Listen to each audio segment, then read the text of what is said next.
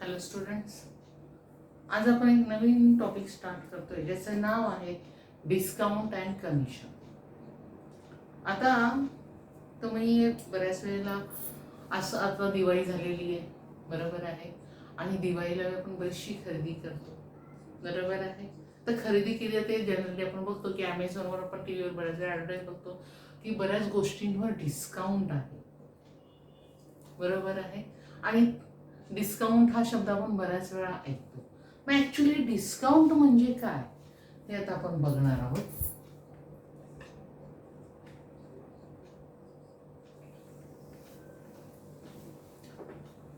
आता हा डिस्काउंट म्हणजे काय ते बघण्यासाठी मी एक उदाहरण सांगते तुम्हाला. समजा एखादा दुकानदार आहे, बरोबर आहे. आता तो समजा एक मुलींचे ड्रेस विकतोय, बरोबर आहे.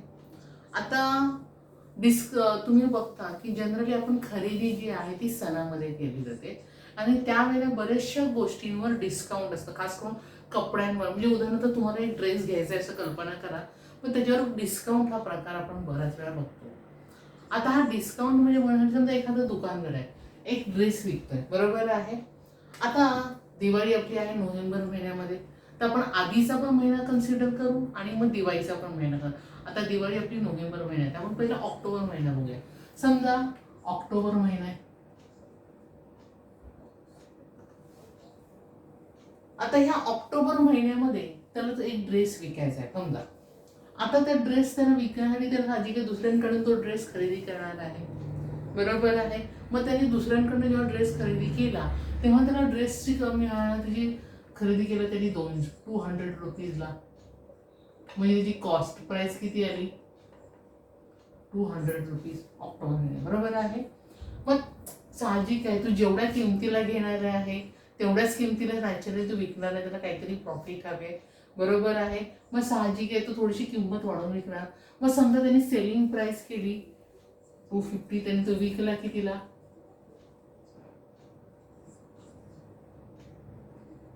250 रुपीजला. तो ड्रेस आपल्याला किती रुपीजला विकला? 250 रुपीजला विकला. मग साहजिक आहे त्याला काहीतरी प्रॉफिट झालाय. आता 200चा रेट 250ला विकला म्हणजे त्याला प्रॉफिट किती झाला? 50 रुपीज प्रॉफिट झाला, बरोबर आहे. मग असे तरी किती ड्रेस विकले? समजा विचार करू की नंबर ऑफ ड्रेस 50 ड्रेसेस त्यांनी विकले, म्हणजे 50 त्यांनी ड्रेस विकले. मग त्याला किती प्रॉफिट झाला? मग त्याला टोटल प्रॉफिट किती झाला आपण काढूया. आता एका ड्रेसवर प्रॉफिट किती त्याला मिळाला? 50 रुपये. असे किती ड्रेस त्याने विकले? 50 मीन्स 50 into 50, 2500 रुपीज. म्हणजे त्याला प्रॉफिट किती झाला त्या महिन्याला? 2500 रुपीज त्याला काय झाला? प्रॉफिट झाला, बरोबर आहे. त्या ऑक्टोबर महिन्यानंतर कधी रे नोव्हेंबर महिना आला. आता हा जो नोव्हेंबर महिना आला त्या नोव्हेंबर महिन्यामध्ये काय असते? दिवाळी असते, बरोबर आहे. आणि आपण बऱ्याच वेळा बघतो की त्यावेळेला डिस्काउंट दिलं जातं. आता कॉस्ट प्राइस तर साहजिक आहे, ती काही बदलणार नाही, कारण तरी घेताना तो ड्रेस जो आहे तो 200 रुपीजलाच घेतलेला असणार आहे. मग आता साहजिक आहे तो डिस्काउंट त्यांनी दिलं त्या ड्रेसवर. समजा त्यांनी 250 रुपीजला ड्रेस विकायच्या ऐवजी त्यांनी त्याच्यावर 20 रुपीज डिस्काउंट दिलं आणि त्यांनी जो ड्रेस आहे तो 230 रुपीजला विकला. किती म्हणजे 250च्या ऐवजी त्याने ड्रेस किती रुपीजला विकला? 230 रुपयाला विकला. म्हणजे त्याला प्रॉफिट किती झाला? 30 रुपीज. आता तुम्ही म्हणा तरी कमी किमती मला का विकला? जर कमी किंमत केली नाही तर आपण ड्रेस घ्यायला जाऊ का? नॅचरली नाहीये. मग साहजिक आहे दिवाळी म्हणजे तो जे त्याची प्राइस जी आहे सेलिंग प्राइस त्यांनी कमी केली. ती किती केली? 230 रुपये. म्हणजे त्याला प्रॉफिट किती झाला? 30 रुपीज झाला. मग जर कमी किमतीत देत असल्यामुळे लोक जास्त खरेदी करणार त्याच्याकडनं ड्रेस, बरोबर आहे. मग जास्त ड्रेस खरेदी केले. समजा मी म्हटलं की त्या दिवाळी असल्यामुळे 50च्या ऐवजी तिथे 150 ड्रेस विकले गेले. किती ड्रेस विकले गेले? 150 ड्रेस विकले गेले. मग त्याला प्रॉफिट किती झाला? मग 150 into 30,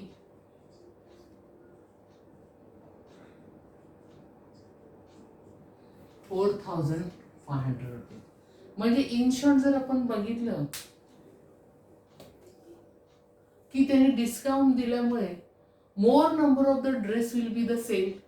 म्हणजे जास्त प्रमाणामध्ये ते ड्रेस काय केले, विकले गेले आणि overall he can get the more income. त्या दुकानदाराला जर आपण हिशोब केलं तर जास्त इन्कम मिळालेलं आहे का, कारण त्यांनी त्या सेलिंग प्राइसमध्ये डिस्काउंट दिलं. डिस्काउंट दिल्यामुळे जास्त ड्रेस विकले गेले आणि त्यामुळे त्याला ओव्हरऑल काय झालं, जरी त्यांनी किंमत कमी केली विकताना 250च्या जी 230ला जरी विकली तरी आपण बघितलं की तो ओव्हरऑल जर बघितलं तर तो कसा आहे, प्रॉफिटमध्ये आहे. बरोबर आहे. म्हणजे त्याचे इन्कम जे आहे ते कसं आहे, मोर इन्कम आहे. बरोबर आहे. आता ह्याच्यामध्ये जे काही जे ॲटम्स आहेत त्यांना एक विशिष्ट असं हे दिलेलं आहे, नाव दिलेलं आहे. आता ॲक्च्युली नाव म्हणजे नक्की काय, समजा एखादा ॲटम म्हणजे उदाहरणार्थ आपण हा ड्रेस म्हटलेला, तर ड्रेस म्हणण्याची आपण समजा एखादा जर त्याने ॲटम सोल्ड केला तर त्याच्यावर जी प्राइस टॅग केलेली असते, म्हणजे त्याच्यावर जी लावलेली जी प्राइस असते त्याला म्हटलं जातं मार्क प्राइस. काय म्हटलं जातं, मार्क प्राइस असं म्हटलं जातं. म्हणजे price that on tag on the item.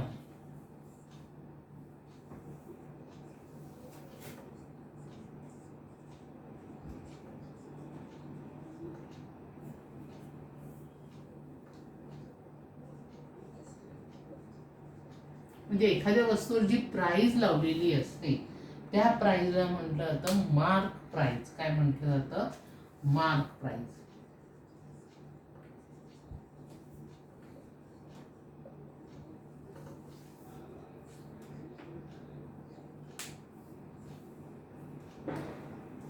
मग त्यावेळेला त्या मार्क प्राइस जी आहे किंवा जी टॅग केलेली जी प्राइस आहे, ती जी प्राइस आहे तो काय करतो, ती प्राइस तो रिड्यूस करतो, कमी करतो. बरोबर आहे.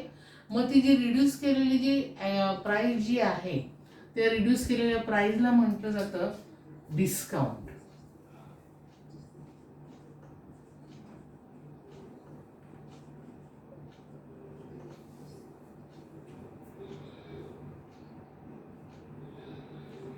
Reduce the mark price.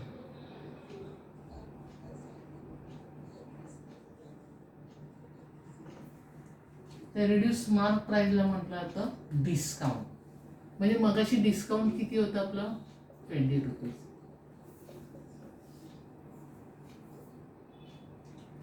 आणि तो रिड्यूस मार्क प्राइस केल्यामुळे ज्या किमतीला तो जी विकलेली आहे त्याला म्हटलं जातं सेलिंग प्राइस. काय म्हटलं जातं, सेलिंग प्राइस. काय म्हटलं जातं, selling price.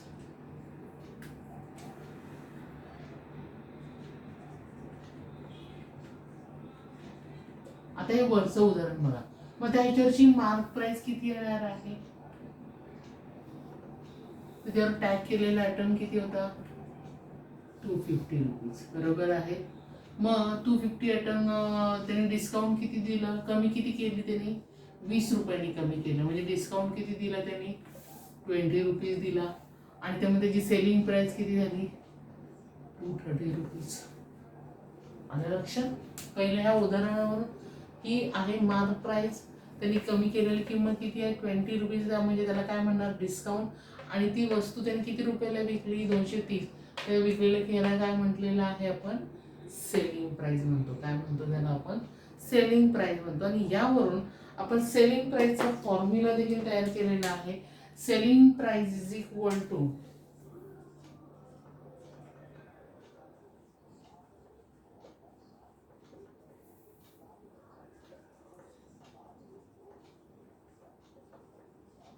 Mark price minus discount. हा आपल्याला एक नवीन फॉर्म्युला तयार झालेला दिसतो आहे. आलं लक्षात. फॉर्म्युला तुमचा selling price equal to mark price minus discount. Okay. आता तुम्ही जेव्हा दुकानामध्ये जाता तेव्हा तुम्ही बऱ्याच वेळा तुमच्या पारंपरिक खरेदी करत असले कुठलीही वस्तू, किंवा तुम्ही अगदी आजकाल मला वाटतं शॉपिंग जी आपण करतो आजकाल ती आपण कशावर करतो, ऑनलाईन करतो, बरोबर आहे. आणि जेव्हा ऑनलाईन खरेदी करतो तेव्हा डिस्काउंट हा शब्द येतो, आणि डिस्काउंट जो आहे तो जनरली पर्सेंटमध्ये असतो. 10% डिस्काउंट, 20%, 25%, 50% डिस्काउंट असे शब्द येतात, बरोबर आहे. म्हणजे जनरली डिस्काउंट जो टर्म जी आहे ती आजकाल आपण बघितली तर ती पर्सेंट फॉर्ममध्ये असते, बरोबर आहे. म्हणजे एखादा ॲटम आहे त्याला त्या डिस्काउंट आहे. समजा एखादा आपण दुकानामध्ये समजा म्हटलं की समजा आपण जाऊन एखादी गोष्ट घेऊया, किंवा आपण फ्रीज घ्या किंवा कोणते, त्याच्यावर एवढं पर्सेंट डिस्काउंट, एवढं डिस्काउंट, म्हणजे जे डिस्काउंट जे आहे हे जनरली कशामध्ये असतात, पर्सेंटमध्ये असतात, बरोबर आहे. आता पर्सेंटमध्ये डिस्काउंटमध्ये समजा आपण एक एक्झाम्पल घेऊया.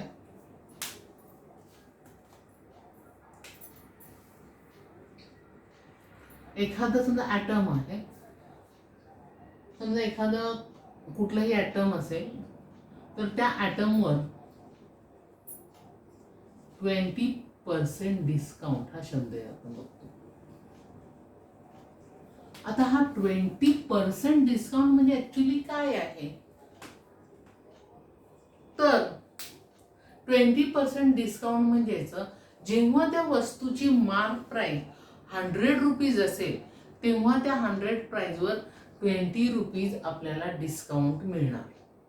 म्हणजे इन शॉर्ट, जर एखादी वस्तू जर 100 रुपयाला असेल आणि त्या 100 रुपयाला जर 20% जर आपल्याला डिस्काउंट म्हणजे 100 रुपीजला असेल, आणि त्या 100 रुपीज जर आपल्याला 20% डिस्काउंट दिले, याचा अर्थ आपल्याला ती वस्तू 80 रुपीजला मिळणार, बरोबर आहे. म्हणजे त्याची सेलिंग प्राइस किती आहे, 80 रुपीज.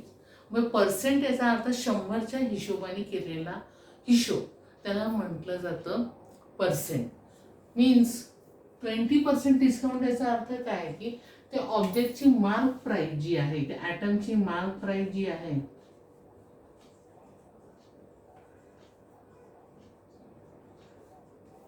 ती 100 रुपीज असेल, तर त्याच्यावर जे डिस्काउंट जे आहे हे डिस्काउंट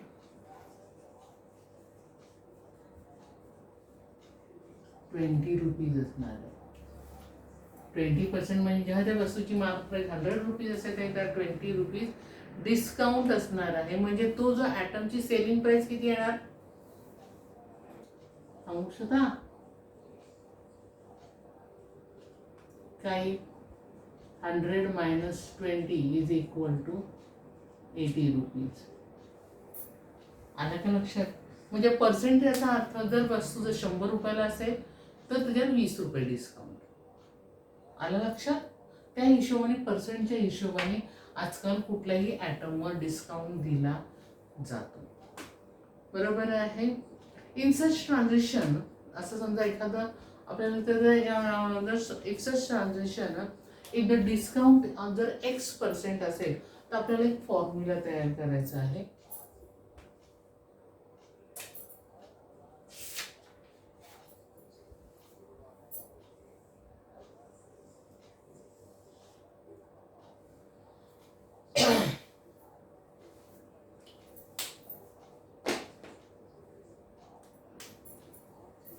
इफ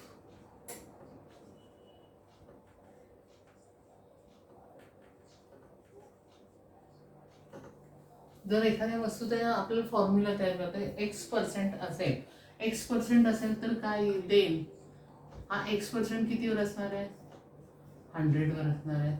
मग आपला मार्क प्राइस वेगळी असणार आहे. मग मार्क प्राइस वर X रुपये देऊ, याच्यावर पण डिस्काउंट.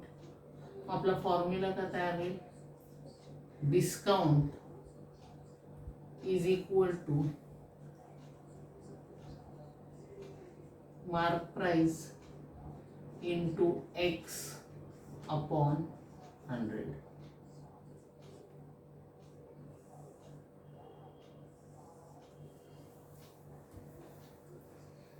म्हणजे जर आपल्याला कॅल्क्युलेट करायचं असेल, समजा त्यांनी सांगितलं त्याच्यावर लावलेली एखादी वस्तूची टॅग किंवा मार्क प्राइस असते, बरोबर आहे.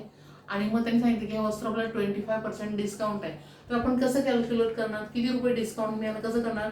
Discount is equal to mark price into X, म्हणजे जे किती पर्सेंट डिस्काउंट दिलं अपॉन 100. म्हणजे हा फॉर्म्युला आपण काय करणार आहोत, यूज करणार आहोत. आणि ह्या फॉर्म्युल्याने आपल्याला त्या वस्तूवर किंवा त्या ॲटम्सवर किती रुपये कमी झाले, किती रुपये डिस्काउंट मिळाला, हे आपण कॅल्क्युलेट करू शकतो. किंवा एवढे रुपये आपले कमी झाले, हे आपण ह्या फॉर्म्युल्याने कॅल्क्युलेट करू शकतो.